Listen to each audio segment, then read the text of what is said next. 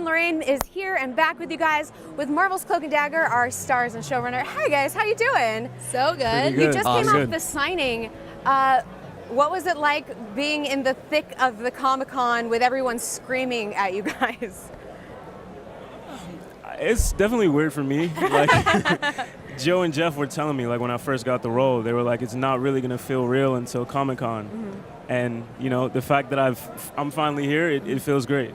It's an amazing feeling. Yeah, it's definitely a surreal feeling. And this is the first time I feel like we've actually been in a room full of people who are fans of the show, and we can actually, you know, have that face-to-face interaction with them. Because for so long, for like 8 weeks and more now, we've been just interacting with them through social media. That's so awesome. Now, congrats are in order. Season 2 was announced last night. Yay. Can you tease us anything about what is to come or what's in store? I think in general the training wheels are off. Ooh, yeah. And these two are gonna kind of just turn it up a notch and see what they can do.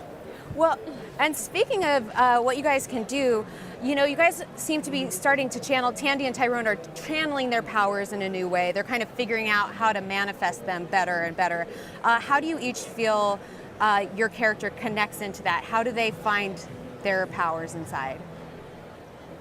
I think it's a combination of a lot of things, honestly. I feel like, you know, with the whole hopey touchy thing and with him, the fear touchy thing, I think, you know, that definitely enhances what's happening in the situation of them having the powers. And then I think it's the more that they use them, it just enhances from there, you know. We've seen on the rig, now Tandy can throw daggers, and his teleportation has been like way more intense, and so I think, you know, as each episode progresses, so do our powers. And your basketball abilities. I think they were there. Yeah, they were there. No. Very good. As you mentioned, you know, for a long time you guys were talking before the show came out. Now it's out. How do you guys feel like Tandy and Tyrone have each evolved since episode 1? I think for Ty, you know, he growing up and played by the young Maceo, who's a legend. But obviously, when you see Ty as a young kid, he's brave, he's fearless. But you know, after he literally sees his brother get killed, he kind of becomes afraid of a lot of things in society and a lot of things in the world. But I feel like we're finally seeing him open up and, you know, say, I'm gonna do what I have to do, and I'm gonna, you know, make sure that my brother didn't die for nothing. So it's just great to see him find his power, because, you know, he's such a powerful kid and he doesn't even know it. So yeah, honestly, I mean, going off of that, I think it's the same thing for Tandy. You know, all she wants is justice for her dad and her family, and I think, you know, for so long she's been holding it in and has become this very cynical, manipulative human being. And I think for her right now, towards the end of this first season, now that she's sort of gotten to know a little bit more and has understood a little deeper what her past is and the baggage that she has, I think things are now like even more conflicting than they were. Or, you know, maybe season 2 it'll be not conflicting anymore. Look to Joe, please. Season 2 will not be all sunshine and roses for our poor little Tandy and Tyrone, but I think that's kind of why I love the characters, particularly as played by these two. They're we knock them down and they get up and get stronger, and it'll be fun to do that again and just see different ways that they both lift each other up. Well, and the show does such a great job of dealing with really real issues, existing in a very real world with real problems. Was it important to you to be able to explore those different themes and sort of societal issues? Yeah, absolutely. I mean, as an artist, you hope you can do something like that, and that's one of the reasons I was drawn to Cloak and Dagger, the original 80s comic book. It dealt with the war on drugs. It dealt with homelessness. So it was kind of interesting to update it and kind of cast real teenagers to kind of show the struggle that I don't quite understand, but a lot of people are going through. Yeah, I mean, I think it's very, very touching to watch. For you guys, you are dealing with a lot of sort of heavy subject matter.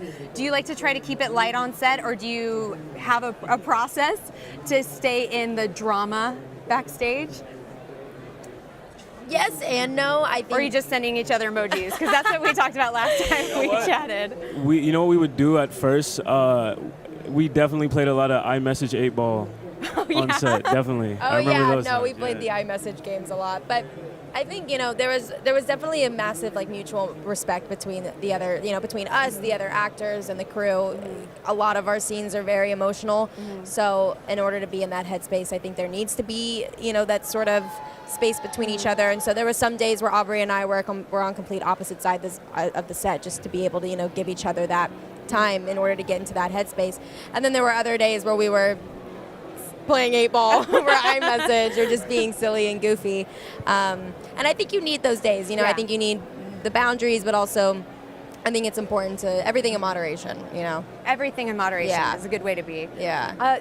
You also get to explore some really interesting relationships with parents, and in the sort of different dynamics. Were there different storylines from Marvel, or just sort of different dynamics you want to explore, and what were they exactly? Well, I mean, I think it's really interesting on the Tyrone side, the mother-son relationship when she's already lost a son.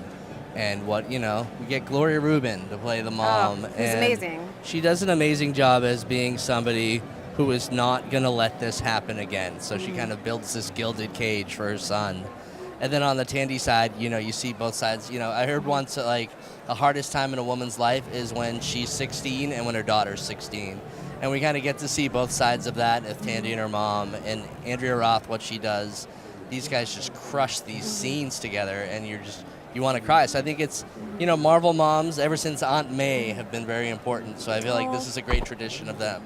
Yeah, I love that so much. Especially shout out to Aunt May, one of the best moms. Now for you guys, we've gotten to see 8 episodes now. We're almost to the season finale. It's heating up.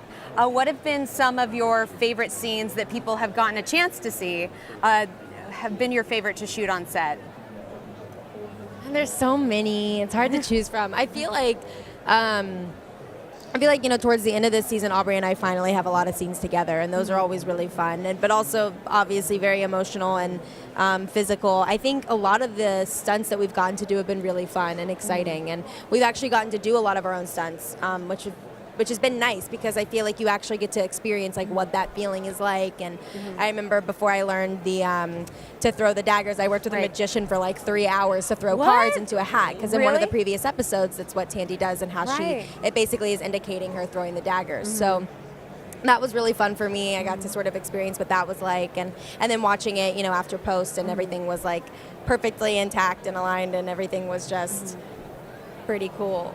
And, fun. I think just one of my favorite scenes to shoot was in episode 7 when Tandy throws the dagger at Monsieur Flambe. That was one of the most craziest moments of our entire season, I think. And I think like our fans were going crazy over that moment too. So definitely one of my favorites. I love that so much. Well, I'm also excited to see you guys go over and do the Cloak and Dagger activation. Yeah, we're really excited. I feel like that's the moment that has to happen at Comic-Con. I've walked by, but they haven't let me in yet. I'm going to go push my way in later. You have to come with us. Yeah. Oh, yeah. Done. And don't miss Marvel's Cloak and Dagger Thursdays on Freeform.